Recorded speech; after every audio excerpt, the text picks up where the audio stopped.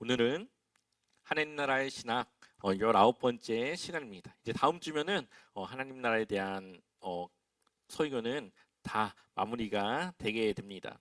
이제 우리가 어느 정도 하나님 나라가 무엇인지, 우리의 구원은 무엇인지, 또 우리는 어떠한 구원의 상태에서 어떠한 삶을 살아가야 되는지를 우리는 어느 정도 이해를 하고 이제 우리의 삶에 적용할 수 있는 그러한 수준이 되었다라고 생각을 합니다. 어, 성경을 보게 되면은 성경에는 좀 예언적인 말씀들이 있죠. 어, 조금 단기적인 예언도 있고 장기적인 예언도 있습니다. 단기적인 예언이라고 한다면 우리가 지난 시간에 마태복음 24장에서 나눴던 예수님께서 예루살렘 성전이 파괴되고 무너질 것이라고 했던 그 말씀이 역사적인 AD 70년에 이루어졌음을 우리는 함께 나눴습니다. 그렇다면 장기적인 예언은 성경 전체로 우리가 따져보면은 결국은 하나님 나라의 완성이라고 볼 수가 있죠. 하나님께서 에덴 동산을 통해 보여주셨고 요한계시록을 통해 우리에게 어떠한 나라가 임하게 될 것인지를 말씀해 주신 그 말씀이 최종적으로 이 땅 가운데 이루어지는 하나님 나라의 완성은 성경 전체가 우리에게 말하고 있는 장기적인 예언이라고 할 수가 있습니다. 그런데 이 장기적인 예언, 하나님 나라의 그 완성이 이루어지기 위해서는 한 가지 꼭 필요한 사건이 있습니다. 그것은 바로 예수님께서 이 땅에 다시 재림하시는 거죠. 약속하신 것처럼 이 땅에 다시 오시는 그때에 비로소 하나님의 나라가 완성이 되게 됩니다. 그렇다는 말은 아직 하나님 나라는 완성되지 않았고 우리는 그것을 기다리는 중에 있다라는 것이죠. 근데 여기서 우리가 궁금해할 수 있는 것은 우리는 살아있기 때문에 기다리고 있지만 그렇다면 이미 죽은 자들은 어떠한 상태에 있는가? 그들은 그렇다면 하나님 나라를 간 것인지 아직 완성되지 않았는데 가지 않았다면 어떠한 상태에 있는 것인지 오늘은 그러한 부분들을 함께 나눠보고자 합니다. 오늘 우리가 이렇게 나누는 것은 추측도 아니고요. 뭐 직통 계시를 받아서 여러분들에게 말하는 것도 아니고 성경에 나와 있는 그러한 단서들을 신학자들이 정리해 놓은 그러한 내용들을 이 시간 함께 이야기를 하려고 합니다. 그러니 성경에서 말하고 있는 것까지밖에 우리는 나눌 수가 없고 그 이상의 그 모습은 우리가 나눌 수가 없다라는 것을 미리 말씀을 드립니다. 하나님 나라의 완성에 있어서 가장 결정적인 것은 말씀드렸다시피 예수님께서 재림하는 사건입니다. 예수님의 재림이 있어야만 우리의 부활도 있게 됩니다. 또한 부활이 없이는 어떠한 완성도 없게 되는 것이죠. 그래서 데살로니가전서 4장 16절 말씀을 우리 함께 읽어보겠습니다. 우리 함께 읽어볼까요? 주께서 호령과 천사장의 소리와 하나님의 나팔 소리로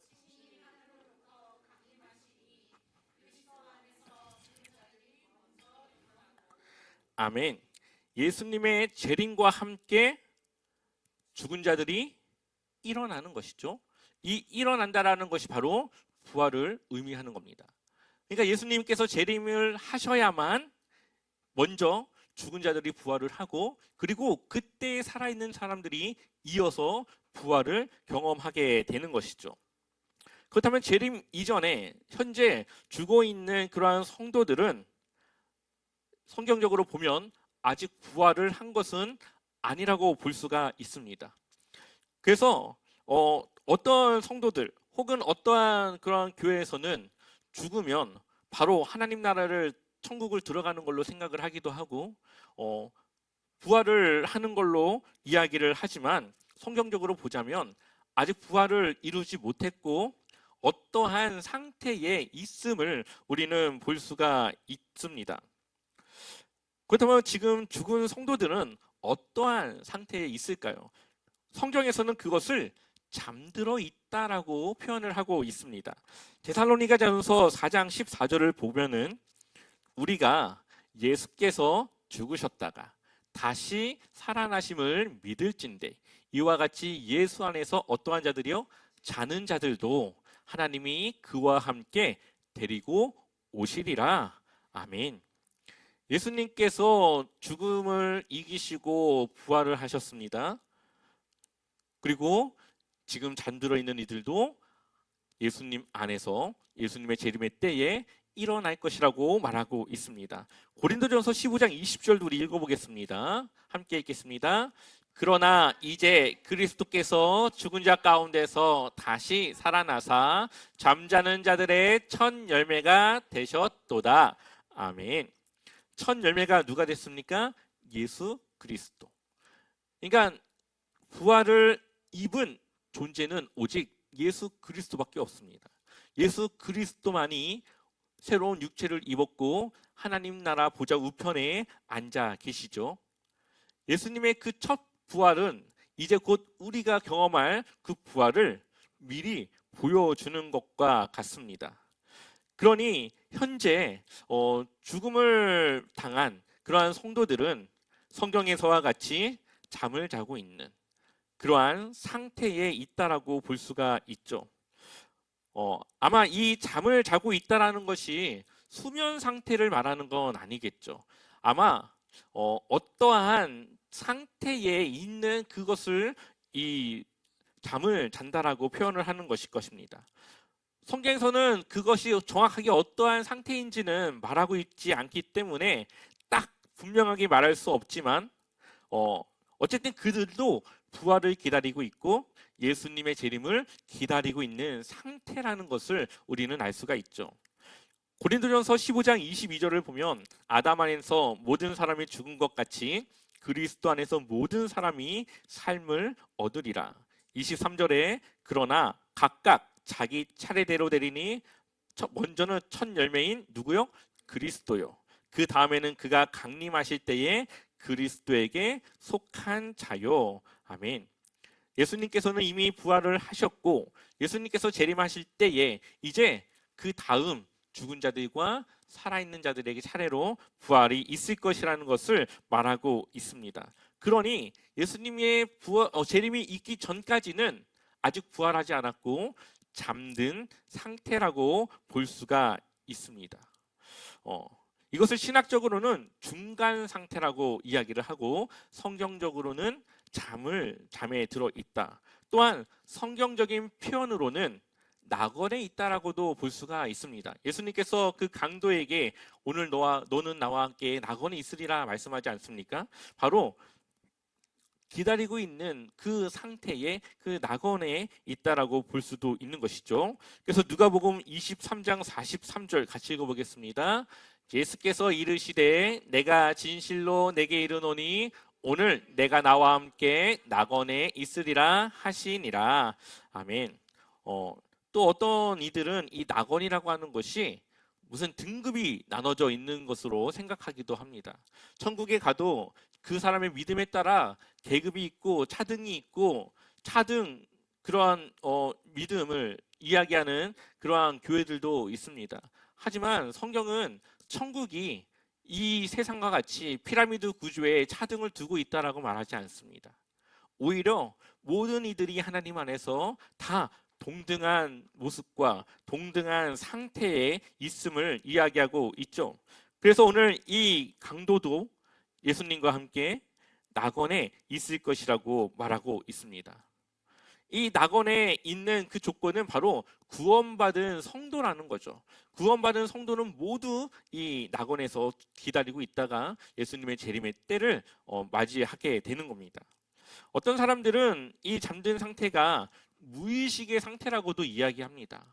인간은 잠이 들어있기 때문에 의식이 없는 그냥 시간이 가는지 모르는 그런 의식이 없는 그런 상태에 있다가 잠에 들었다 깨는 것처럼 예수님의 재림의 때에 딱 깨어진다라고 이야기를 하는 것이죠. 그러나 성경을 보면은 그것은 아닌 것 같이 표현을 하고 있습니다. 왜냐하면 바울은 지금 우리가 이렇게 살아있는 것보다 차라리 죽음 이후에 그 잠든 상태가 더 나은 상태, 더 나은 상황이라고 이야기하고 있기 때문이죠. 빌립보서 1장 23절을 보면 내가 그 둘 사이에 끼었으니, 사는 것과 죽은 것 이 둘 사이에 끼어 있으니 차라리 세상을 떠나서 그리스도와 함께 있는 것이 훨씬 더 좋은 일이라 그렇게 하고 싶으나. 아멘. 세상을 떠나서 그리스도와 함께 있는 것이 훨씬 더 뭐라고 합니까? 좋은 일. 우리가 이 세상을 살아가는 이 생명을 가진 이 활동보다도 죽음 이후에 그 잠들어 있는 상태가 훨씬 더 좋은 상태라고 말하고 있습니다. 그렇게 이야기하는 것은 뭔가 그 안에서에도 그러한 생활과 삶이 있다라는 것을 우리는 볼 수가 있습니다. 무의식이라고 한다면 그게 뭐가 좋겠습니까? 그러나 그것이 아니라는 거죠. 요한계시록을 또 보게 되면은 그것을 조금 더 명확하게 보여주고 있습니다. 요한계시록 6장 9절을 보면 어린 양이 5째 봉인을 뗄 때에 나는 제단 아래에서 하나님의 말씀 때문에 또 그들이 말한 증언 때문에 죽임을 당한 사람들의 영혼을 보았습니다. 순교자들의 영혼을 지금 요한이 보고 있는 것이죠. 우리 10절 말씀 같이 읽어보겠습니다. 그들은 큰 소리로 부르짖었습니다.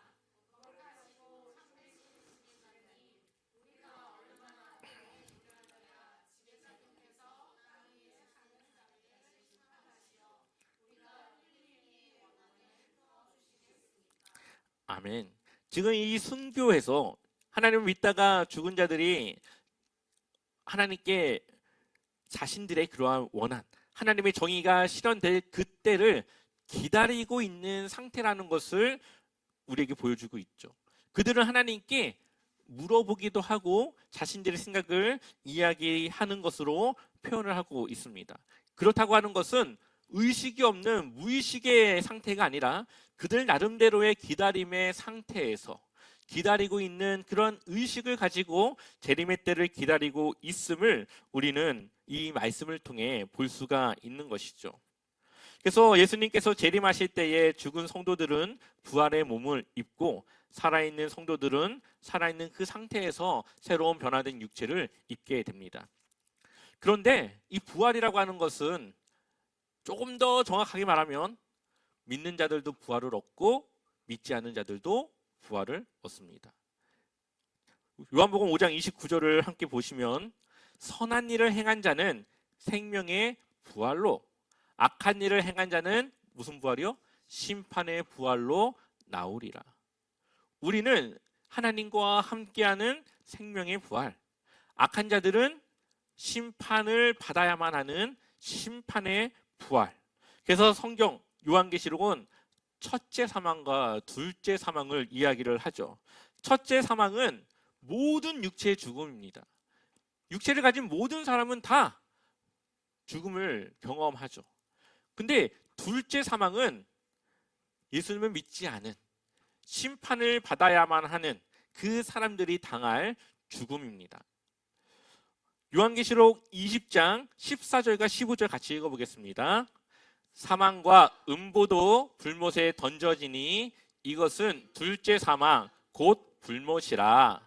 15절이요. 누구든지 생명책에 기록되지 못한 자는 불못에 던져지더라. 아멘. 건우야, 연우야, 조금만 장난하지 말고. 믿음을 갖지 못한 그런 사람들은 결국은 우리가 흔히 말하는 지옥, 심판, 그것에 던져져서 두 번째 사망, 그것은 끝도 없는 영원한 사망의 상태에 이르게 되는 것이죠. 그래서 우리는 육체는 죽지만 구원받은 이후에 우리의 삶은 영원합니다. 한 번의 죽음만 겪게 되는 것이죠. 그러나 하나님을 믿지 않는 자들은 육체도 죽고 죽음 이후의 심판을 통해 그것이 영원한 죽음인지 아니면 영원한 형벌인지 그것은 우리가 알 수 없지만 어쨌든 그들은 그러한 심판을 받는 부활로 그들은 가게 된다라는 것입니다. 우리가 조금 몇 가지 오해를 이해하는 그러한 시간을 가지려고 하는데요. 자, 그럼 죽은 성도는 지금 천국에 있는 것인가? 우리가 흔히 말하는 하나님 나라에 들어간 것인가? 이 질문은 이 천국이라는 것을 어떻게 정의하느냐에 따라서 조금 대답이 달라질 것 같습니다. 하나님과의 관계를 하나님의 나라라고 우리가 표현을 한다면 그들은 이미 하나님 나라에 들어간 것이죠. 우리도 이미 하나님 나라를 우리는 경험하고 우리에게 임한 것이죠. 그러나 완성된 하나님 나라로 그것을 이해한다면 아직 그들은 하나님 나라에 들어가지 못한 기다림의 상태라고 이야기할 수가 있습니다. 그래서 부활 이후에 완성된 영원한 천국과 또 하나님과의 이 관계를 혼용해서 잘못 이해해서 이야기를 한다면 조금은 이 대답이 달라질 수 있다는 겁니다. 그래서 관계적으로 하면은 그들은 천국에 들어간 것과 같지만 정말 온전히 이루어진 하나님 나라로 그것을 본다면 아직 하나님 나라에 들어가지 못한 재림을 기다리고 있는 그러한 상태라는 것을 우리는 이해할 수가 있습니다. 또한 우리가 이 하나님 나라를 이야기할 때 흔히 말하고 하는 이 비유가 있습니다. 바로 부자와 나사로 이야기죠. 부자와 나사로 이야기를 보게 되면은 구원받은 나사로와 구원받지 못한 이 부자가 서로 이야기를 하며 서로 건널 수 없는 공간에 있다라는 것을 보여줍니다. 그러나 이 이야기는 하나님의 나라가 어떠한 곳인지를 표현하는 그러한 비유가 아니라 이 비유의 핵심은 부자로서 하나님의 뜻을 따라 살아가지 않는, 자신의 것을 나누지 않고 이기적으로 살아가는 그 부자의 그 결말과 그 모습을 비유적으로 이야기를 하고 있는 겁니다. 이 이야기는 이 유대 사회에서는 고전 전래동화와 같은 이야기예요. 우리나라에 보면 흥부와 놀부 이야기가 있지 않습니까? 흥부와 놀부 이야기를 보면은 뭐 까치인가요? 까치의 다리를 고쳐줘서 박씨를 얻어가지고 그 박에서 보물을 얻죠. 그게 실제 그것을 말하는 것이 아니라 착한 일을 하면 그에 대한 보상을 받을 수 있다는 것을 우리에게 교훈하는 것처럼 이 부자와 나사로 이야기도 이 실제적인 공간을 이야기하는 것이 아니라 부자로서 하나님의 뜻을 따라 살아가지 않으면 결국은 그렇게 된다라는 것을 그냥 이야기하는 거예요. 그런데 많은 분들이 마치 천국이 그러한 공간인 것처럼 이야기를 하죠. 그러나 이 부자와 나사로 이야기는 그것을 말하는 것이 아니라 그냥 하나의 그러한 것들을 비유하기 위해 예수님께서 사용하신 그러한 그때 당시 유대 사회의 전래동화 같은 이야기라는 것을 우리는 이해해야만 합니다. 그래서 이것을 가지고 하나님 나라를 설명하려고 한다면 그것은 잘못된 시도이고 하나님의 말씀의 목적과 벗어난 해석이라고 볼 수가 있습니다. 또한 세 번째로는 여러분들 혹시 휴거라는 말 들어보셨습니까? 휴거? 휴거는 이 땅에 살아가던 사람들이 들어 올림을 받는 것을 휴거라고 합니다. 여기에는 하나님 나라는 이 세상이 아니라 어떠한 다른 차원의 공간에 있다라는 것을 전제로 해서 그것으로 우리가 들림 받는 것을 이제 휴거라고 이야기를 하죠. 아마 이것은 잘못된 표현입니다. 그러나 이것을 조금 근거로 삼을 만한 그러한 성경 말씀이 있다면 데살로니가전서 4장 17절 우리 한번 읽어볼까요? 함께 읽어보겠습니다. 그 후에 우리 살아남은 자들도 그들과 함께 구름 속으로 끌어올려 공중에서 주를 영접하게 하시리니 그리하여 우리가 항상 주와 함께 있으리라. 아멘. 구름 속으로 끌어올려 가죠. 이것은 하나님 나라에 들어가기 위해 끌어올림을 받는 것이 아닙니다. 이 데살로니가 전서 이야기를 잘 전체적으로 보면은 사람들이 걱정을 해요. 우리야 살아있을 때 예수님이 오시면은 부활을 얻는데 이미 죽은 사람들은 그럼 어떡합니까? 라고 물어봐요. 그러니까 바울이 그 사람들은 나중에 예수님 재림하면 먼저 부활해서 주님을 맞이하러 갈 거야. 그리고 예수님과 함께 다시 이 땅으로 와서 이제 우리가 부활하게 될 거야. 이것을 지금 이야기하는 거예요. 그러니까 예수님 여기서 끌어올림 받는 것은 부활을 해서 하나님 나라에 끌어올림 받는 것이 아니라 이 땅으로 오시는 예수님을 영접하고 맞이하러 나아가는 바로 그러한 모습을 이야기하는 겁니다. 여기에는 뭐가 숨겨져 있냐면요.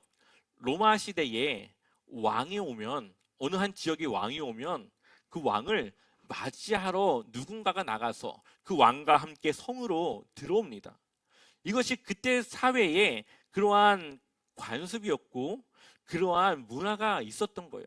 그래서 그러한 이해를 가지고 그러한 주님을 영접하러 나가는 먼저 죽은 첫째 부활을 경험한 먼저 죽음을 경험한 이들의 그러한 모습을 이야기하고 있는 거죠. 그러니 이것은 휴거와는 상관이 없는 이 땅에 오시는 예수님을 맞이하러 나가는 그 상황을 이야기하고 있는 겁니다. 어쨌든 예수님은 이 땅으로 오신다라고 이야기하지 우리가 거기로 간다라는 이야기를 성경은 하지 않아요. 요한복음 14장 23절 한번 읽어보겠습니다.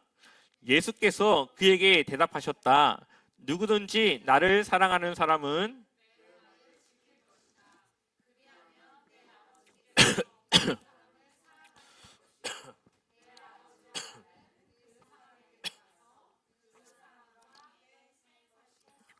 아멘. 어떻게 합니까? 아버지와 나는 어디로 가요? 그 사람에게로 가서 그 사람과 함께 살 것이다.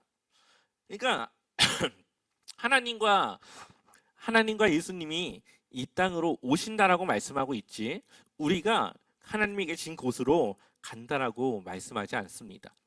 그러니 우리가 들려 올림을 받아서 하나님 나라에 들어간다고 하는 이러한 것은 사실 성경과 맞지 않는 이야기입니다. 그렇기 때문에 휴거라고 하는 말은 가급적 우리가 쓰지 말아야 되는 그러한 표현이라고도 볼 수가 있죠. 네 번째로는 연옥설입니다. 연옥. 혹시 연옥이라고 들어보셨습니까? 우리 기독교에는 이 개념이 없는데 천주교에는 이 연옥이라고 하는 개념이 있습니다.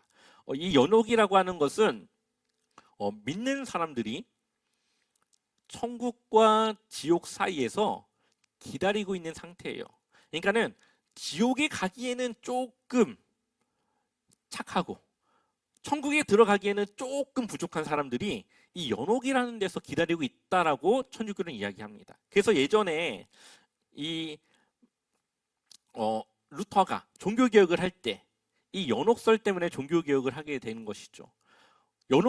그때 당시 연옥에 대해서 이야기하기를 여러분들이 헌금을 많이 하면 그 동전이 떨어지는 그 소리와 함께 여러분들의 엄마, 아빠, 자녀, 형제가 천국으로 올라가게 됩니다. 라고 그때 천주교에서 이야기를 해요. 그래서 사람들이 엄청난 헌금을 막 하죠. 근데 그게 결국은 거대한 성전을 지어야 되는데 돈이 없으니까 사람들에게 헌금을 걷기 위해서 만든 그러한 이야기입니다.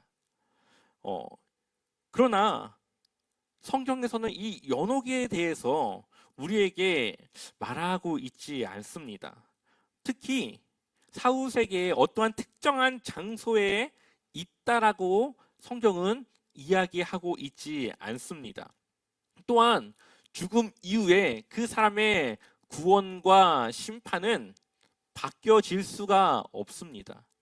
그러니 이러한 연옥에 대한 이야기는 성경과는 맞지 않는 그러한 이야기라고도 우리가 볼 수가 있습니다. 그래서 로마서 6장 6절을 보면 우리의 옛사람이 그리스도와 함께 십자가에 달려 죽은 것은 죄의 몸을 멸하여서 우리가 다시는 죄의 노예가 되지 않게 하려는 것임을 우리는 압니다. 그래서 7절에 죽은 사람은 이미 죄의 세력에서 해방되었습니다. 아멘. 이미 죽음 이후에는 결정이 난 상태예요. 바뀌어질 수가 없습니다. 그러니 이 연옥이라고 하는 것은 사실 조금 허구적인 그러한 이야기라고도 볼 수가 있는 것이죠. 우리는 죽음 이후의 세계에 대해서 사실상 우리 스스로 알 수가 없습니다. 어떤 사람들은 죽음을 경험했고 잠깐의 그 죽음의 상태에서 천국을 다녀왔다라고 증언하고 간증하는 사람들이 있습니다. 개인적으로 저는 그런 말을 사실 잘 믿지는 않습니다. 왜냐하면 그러한 사람들의 증언이 어쩔 때는 거짓으로 판명이 나기도 하고, 또 그 사람들의 증언을 잘 보면 그 사람이 살고 있는 나라, 환경, 문화와 밀접하게 이야기를 해요. 그래서 미국에서 그것을 경험한 사람과 아프리카에서 그것을 경험한 사람의 이 증언이 좀 달라요. 똑같이 천국을 얘기하는데 다릅니다. 아프리카에 있는 사람들은 천국에 가면 먹을 것이 많이 있다라고도 이야기를 할 수 있고, 미국에 있는 사람들은 뭐 자유를 이야기할 수도 있겠죠. 자신의 경험과 그러한 평소의 생각과 상상에 그러한 어떠한 것을 가지고 뭐 꿈을 꿨는지 모르겠지만, 어쨌든 그것이 진짜 하나님 나라를 이야기하는 것보다는 자신의 그러한 것들이 어떠한 방법으로 실현되었다라고 보는 것이 좀 더 정확할 겁니다. 왜냐하면 아직 하나님 나라는 완성되지 않았고 누구도 부활하지 않았기 때문에 그곳을 들어갈 수 없기 때문이죠. 한 가지 예를 들면 알렉스 말라키라고 하는 한 소년이 있었습니다. 혹시 여러분 천국에서 돌아온 소년이라고 하는 책 들어보셨습니까? 이것이 다큐멘터리로도 제작이 됐고 영화로도 제작이 되었습니다.